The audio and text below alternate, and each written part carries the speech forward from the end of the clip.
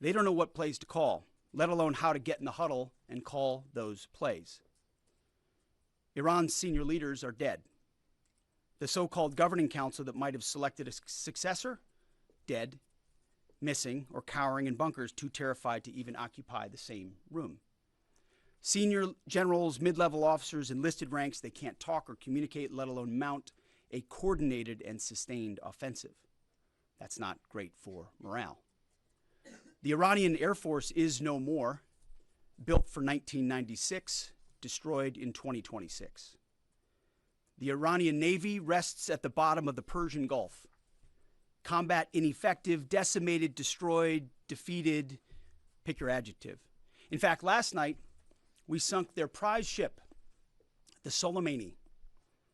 Looks like POTUS got him twice.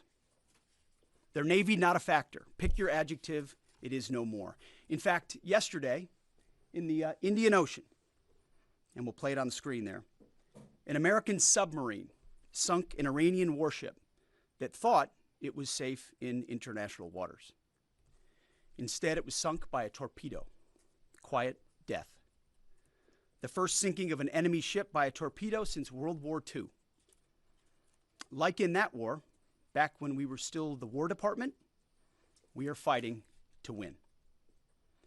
Also, yesterday, the leader of the unit who attempted to assassinate President Trump has been hunted down and killed. Iran tried to kill President Trump, and President Trump got the last laugh. Now, this is not a mission accomplished situation.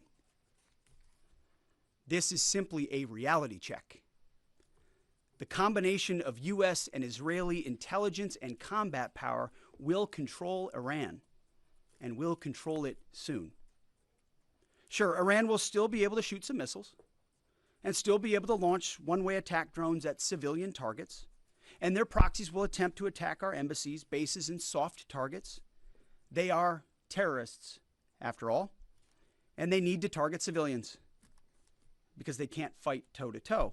But we will find them, and we will kill them. This is what the fake news misses. We've taken control of Iran's airspace and waterways without boots on the ground. We control their fate. But when a few drones get through or tragic things happen, it's front page news. I get it. The press only wants to make the president look bad, but try for once to report the reality. The terms of this war will be set by us at every step.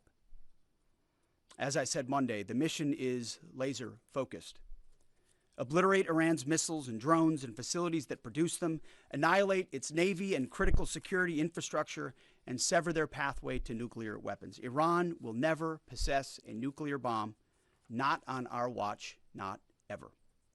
And this is why President Trump's moral clarity on Iran today is so vital. Unlike the past, where vague red lines and endless negotiations let Iran fund terror and inch ever so slightly toward a bomb, this president sees the threat plainly and acts decisively. No more half measures, especially when Iran is at its weakest. No more letting Tehran play for time while our people pay the price. His leadership ensures that we finish what we start and that we protect our warfighters by crushing the enemy before they can strike again. Our offensive operations, refined through months of relentless preparation, are unstoppable. And our defensive efforts are unprecedented. We have from the start put the protection of our troops ahead of everything else.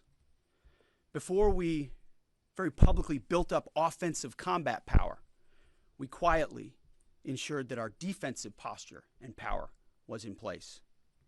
And as we built up offensive combat power, we moved the vast majority of American troops, over 90% of Americans that were on our bases, what we say off the X, out of the range of Iranian fire. Our defensive shield is equally formidable, the most sophisticated air and missile defense network ever fielded. Thousands of Iranian missiles and drones have been intercepted and vaporized. Tens of thousands of American and allied lives protected. We have pushed every counter-UAS system possible forward, sparing no expense or capability. And like I said, this does not mean we can stop everything. but we ensured that the maximum possible defense and maximum possible force protection was set up before we went on offense.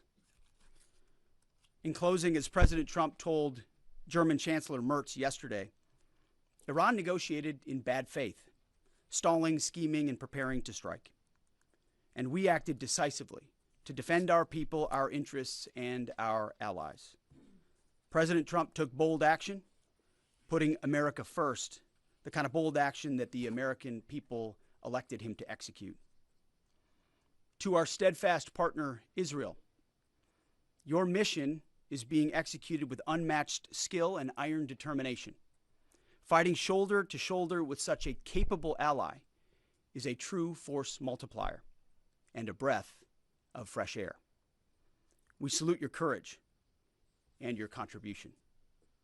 4 days in, we have only just begun to fight. America fights to win, and in Operation Epic Fury, we are. May God's providence cover and protect our troops always. And with that, I turn it over to the chairman. Thank you, Mr. Secretary, and good morning, everyone. Thank you for being here. I'm here today to provide the American people and those of you in this room an update on Operation Epic Fury. First, it's with profound sadness and gratitude that I share the names of 4 of our 6 fallen heroes, all from the 103rd Sustainment Command, U.S. Army Reserves out of Des Moines, Iowa. Captain Cody Cork, Sergeant First Class Noah Tegens, Sergeant First Class Nicole Amore, and Sergeant Declan Cody.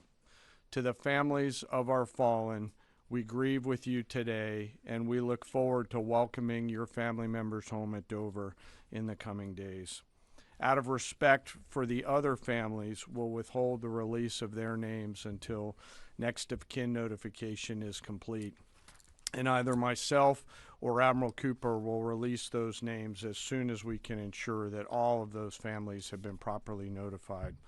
To our Gold Star families, to our wounded warriors and their loved ones, we will never forget your sacrifice. Our nation stands with you, and we are eternally grateful for your courage, your resiliency, your devotion to this mission and to our nation.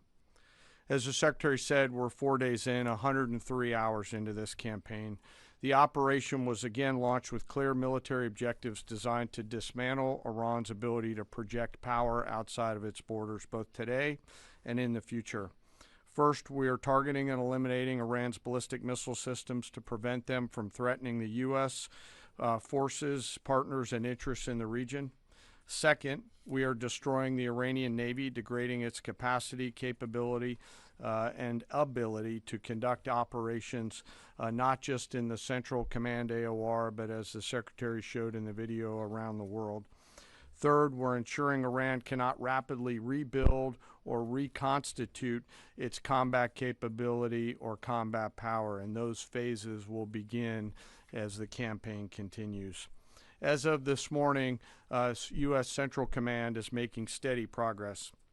Iran's theater ballistic missile shots fired are down 86% from the first day of fighting, with a 23% decrease just in the last 24 hours. And their one-way attack drone shots are down 73% from the opening days. This progress has allowed CENTCOM to establish localized air superiority across the southern flank of the Iranian coast and penetrate their defenses with overwhelming precision and firepower. We will now begin to expand inland, striking progressively deeper into Iranian territory and creating additional freedom of maneuver for U.S. forces. Let me explain a little bit about how we're thinking about staying ahead of the enemy. First, over the past several weeks, Admiral Cooper and the CENTCOM team have refined their operational approach to the region. Their planners identified key centers of gravity that would allow Iran to project power outside of its borders. They thought about how to isolate critical vulnerabilities and determined where, with precision, the greatest strategic effect could be achieved. As a result of this, CENTCOM is now shifting, in day 4 already, from large deliberate strike packages using standoff munitions at range outside an enemy's ability to shoot at us, now into stand-in precision strikes overhead Iran. As the Secretary said, this is a point of munitions transition from standoff munitions to stand-in munitions like joint direct attack munitions, which are GPS-aided free-fall weapons, and other things like Hellfires, etc. This will allow the joint force to deliver significantly increased precision effects on the target. The throttle is coming up, as the Secretary said, as opposed to ramping down. This will allow us to maintain consistent pressure on the adversary over the coming days, disrupt their launch timelines, and impose cost every day around the clock. I know there have been a lot of questions about munitions. We have sufficient precision munitions for the task at hand, both on the offense and defense. But I want to tell you, teammates, as a matter of practice, I don't want to be talking about quantities. And I know there's been a great debate about that, and I appreciate the interest, but just know that we consider that an operational security matter. Let me flip to the map here. Hopefully I don't kill anybody with a laser pointer. As I mentioned earlier, and for you with the camera right there, my friend, I hope I don't ricochet off and hurt you. Over the initial days, the U.S. Joint Forces continued to attack and attrit ballistic missile capabilities as well as integrated air defense capabilities along the southern axis. Along the northern axis, Israel and the Israeli Air Force has predominantly been working integrated air defense targets along the northern flank, as well as medium-range ballistic missile capability as well. From the sea, the USS Ford has continued to project combat power here, as well as the bomber pulses that we talked about in the opening days of this briefing. Along the southern axis, the USS Abraham Lincoln Strike Group has continued to provide pressure from the sea along the southeastern side of the coast and has been attriting naval capability all along the strait and up into the Arabian Gulf at a size and scale sufficiently to address the targets required. To date, we've hit over 2,000 targets, as Admiral Cooper said in his video last night. We've destroyed more than 20 Iranian naval vessels, including, in addition to the frigate outside of the area, one submarine, and effectively neutralized at this point in time Iran's major naval presence in theater out there. As the Secretary showed the video, for the first time since 1945, a United States Navy fast attack submarine has sunk an enemy combatant ship using a single Mark 48 torpedo to achieve immediate effect, sending the warship to the bottom of the sea. I want to remind everybody that this is an incredible demonstration of America's global reach. To hunt, find, and kill an out-of-area deployer is something that only the United States can do at this type of scale. Over the next 24 to 48 hours, CENTCOM will continue to strike infrastructure and naval capability, and will continue to assess our progress against the military objectives. It does take time for us to collect that information and to assess en route. Much of our intelligence, surveillance, and reconnaissance capability is currently hunting and killing ballistic missile launchers and one-way attack capability. We're precise in that assessment, and we call balls and strikes in that assessment. We take that matter seriously. Iran, on the other hand, has been indiscriminate and more imprecise in their attacks. They fired more than 500 ballistic missiles and more than 2,000 drones, striking innocent civilian targets throughout the region. Our partners are answering the call to defend themselves right alongside us. Jordan, Bahrain, Saudi Arabia, the UAE, Qatar, and Kuwait are all defending their people with their own combat capability, with precision and restraint. Jordanian air defense crews recently intercepted a cluster of Iranian one-way attack drones headed to Amman. Bahrain's air defense forces shot down an inbound drone approaching Manama's maritime infrastructure, protecting both their population and critical shipping lanes. Saudi Patriot batteries stopped a salvo of ballistic missiles aimed at energy facilities near Dhahran. The UAE neutralized multiple drones targeting Abu Dhabi's industrial zone, demonstrating speed and precision. And Qatar Qatari fighters for the first time have shot down 2 Iranian bombers that were en route to their location. Together, these nations are helping to defend themselves and project power as required against the enemy. We're 100 hours in. It's still very early, as the Secretary said, but the balance is shifting. We've always got to remember that these operations are complex, dangerous, and far from over. Our soldiers, sailors, airmen, Marines, Guardians, and Coast Guardsmen remain in harm's way, and we must be clear-eyed that the risk is still high. This is combat. Let us never forget this. As we continue, I ask that we hold all of our deployed teammates in our thoughts, those standing the watch, flying the sorties, sustaining the fight, and carrying our nation's burden. And I'll stop where I started, and that's remembering our 6 fallen who will return home as soon as possible. I remain humbled, grateful, inspired by every day the valor and professionalism of our joint force. They are quiet professionals through and through, out there doing America's work through the day and through the darkness. And with that, I'll take your questions along with the Secretary. Go ahead. What do you assess the enemy's control and command status is right now? And can you broadly describe our decisive point in this operation? Well, I won't describe the decisive point in the operation because that would tell the bad guys what it was. That's a good question, though. I appreciate the question. There's C2 structures in a bad way. Admiral Cooper's been continuing to pressure C2 at the IRGC C2 and other military elements, and will continue to do so. Thank you for the question. Thank you, Secretary Hegseth. Mary Margaret with the Daily Wire. Couple questions for you and then one for General Caine. Can you tell us more about how we took out the leader who was the leader of the group that was trying to assassinate President Trump? And then Turkey's defense ministry says NATO air defense systems intercepted an Iranian ballistic missile headed towards Turkish airspace. Could this trigger NATO's Article 5, and was it the U.S. who shot it down? On the first question, we've known for a long time that Iran had intentions on trying to kill President Trump and or other U.S. Officials. And while that was not the focus of the effort by any stretch of the imagination, in fact, never raised by the president or anybody else, I ensured and others ensured that those who were responsible for that were eventually part of the target list. It wasn't the beginning of the effort. We were focused on missiles and launchers, and that's the focus. But ultimately, if we had the opportunity to get at those who are trying to get at Americans specifically, we would. And so we eventually had the opportunity to do that from the air.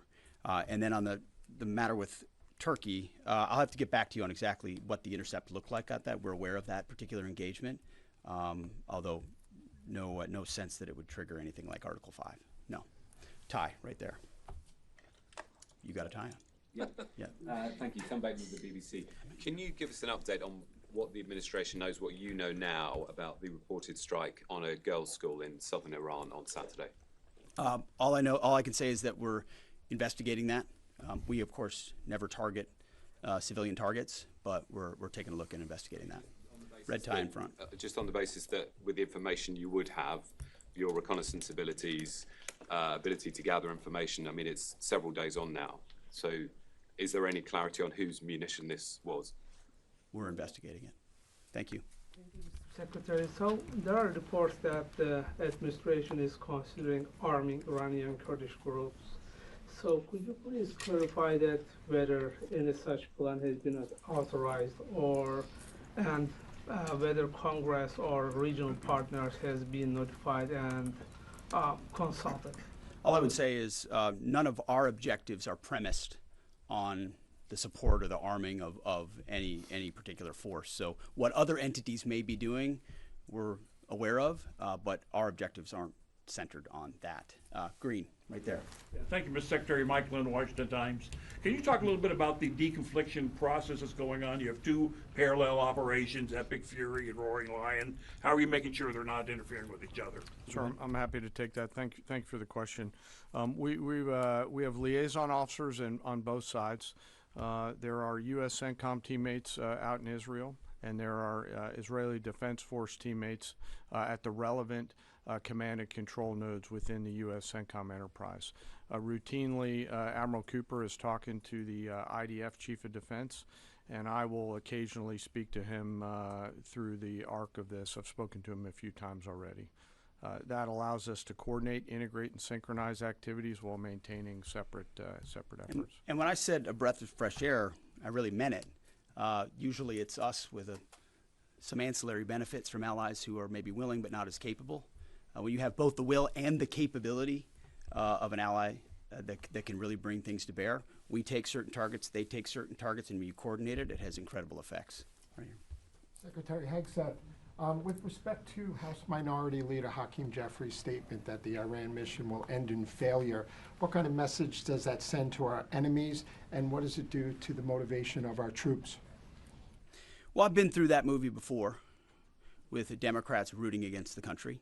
Our generation saw that in our battlefields. I think it's pretty unprecedented and unfortunate that it would occur 4 days in to an operation where, as the chairman laid out, America's best are operating in an incredibly challenging environment where they're having incredible success, but they're meeting a determined adversary. And he's been privy to briefs that we've provided. He knows how effective this has been. He's being disingenuous, which we're used to. Right here. Thank you for taking my question. Heather Mullins, Lindell TV.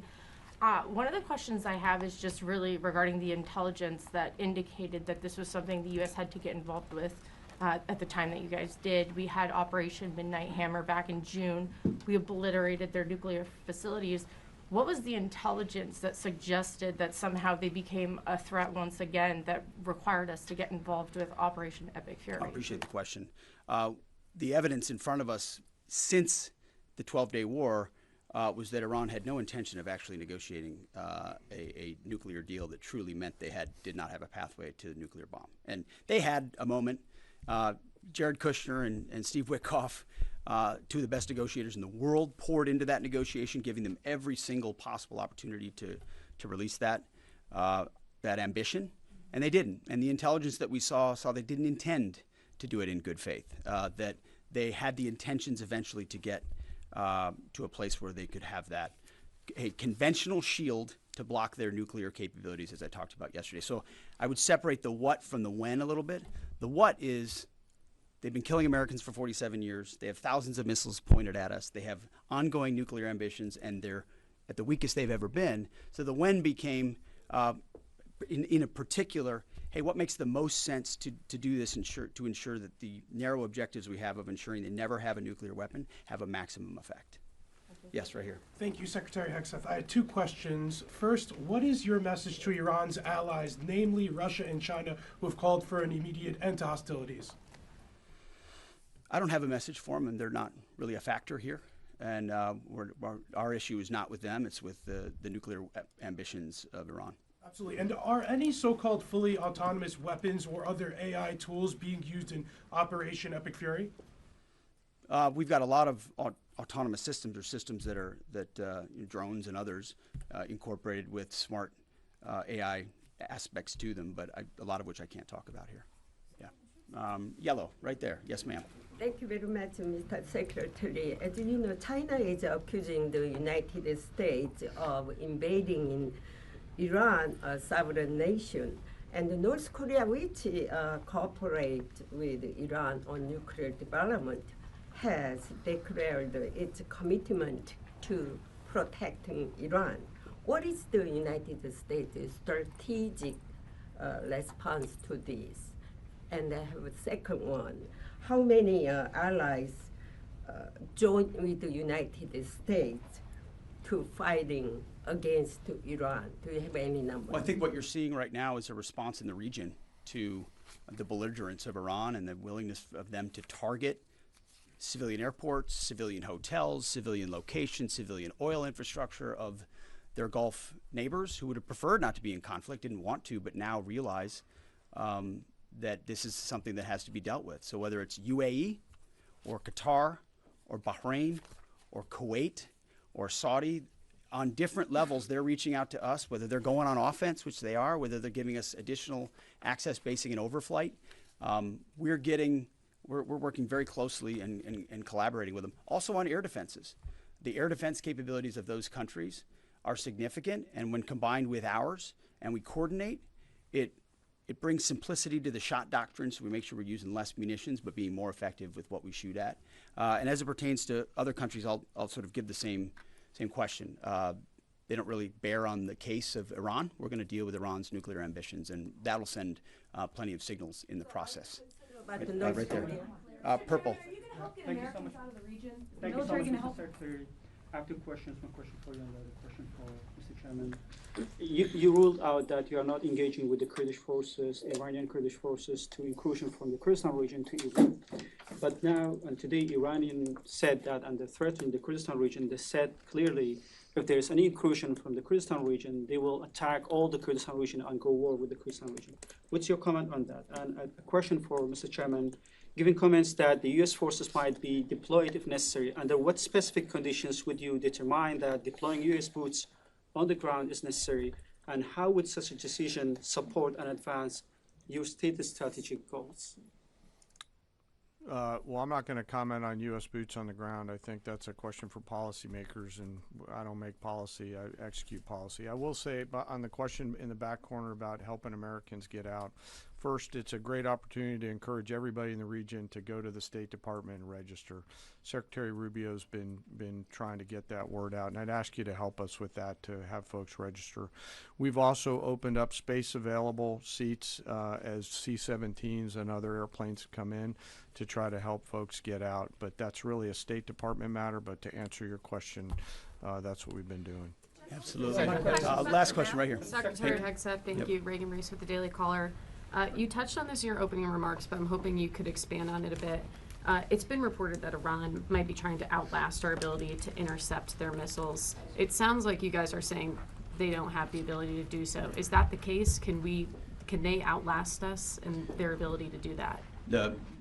Iran cannot outlast us. We're going to ensure through violence of action and our offensive capabilities and our defensive capabilities, as I said, that we set the tone and the tempo of this fight. That's why stories and speculation about different things that try to make it look like we're limited in what we can do. The only limits we have in this is President Trump's desire to achieve specific effects on behalf of the American people. And that's why we don't talk about, you can say 4 weeks, but it could be 6, it could be 8, it could be 3. Ultimately, we set the pace and the tempo. The enemy is off balance, and we're going to keep them off balance. And we know their ability to shoot versus our ability to defend. That difference gets wider and wider every day. Our defense gets better, their offense capabilities diminish. As we are going into ammunitions that we, as we said, have tens of thousands of and can drop unlimited supplies on with even more effects than the standoff munitions we have now, which is why when we say the throttle's going up, the throttle's going up, and it's going to stay on high. Thank you all very much. Appreciate it.